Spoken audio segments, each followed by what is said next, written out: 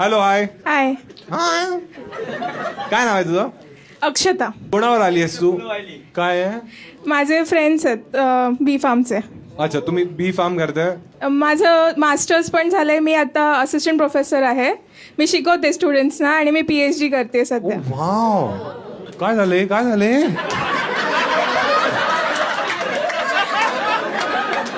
बोल, असा वळून बघतोय की आमची बीकॉम मध्ये फाटली इकडे. M.Com PhD एवढं कसं केलं ना? हा, काय तुला अशी इच्छा होती नेहमी PhD करण्याची? इच्छा असं नाही, पण करावं लागतंय. का? करिअर सेट करायचंय. Yes. बॉयफ्रेंड वगैरे आहे तुझा अक्षता? नाही, सॅडली. कधी होता? कधी होता लास्ट बॉयफ्रेंड? बॅचलर्सच्या वेळेला. आणि मग काय झालं असं? त्याने चीट केलं माझ्यावर. कसं चीट केलं त्याने?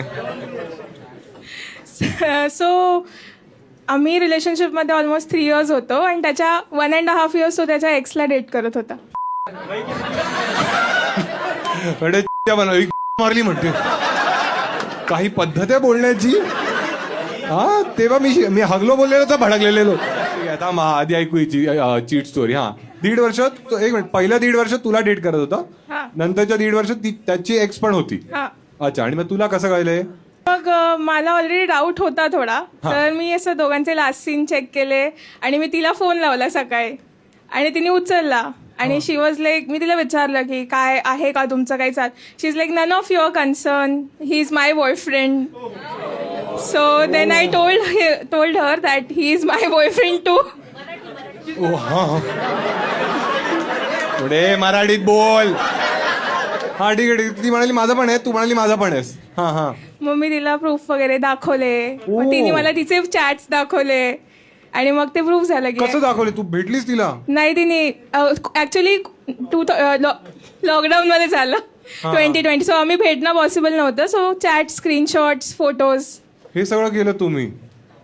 त्याच्या एक्स बरोबर तू हे सगळं शेअर केलंस आणि एवढं डिस्कशन, तिचं लास्ट सीन पाहिलंस. म्हणजे तुला कळते तू PhD केलीस. आता म्हणजे करावं लागतं ना, करिअर साठी गेलो मी. तेव्हा होते खरंच. काय करायचं?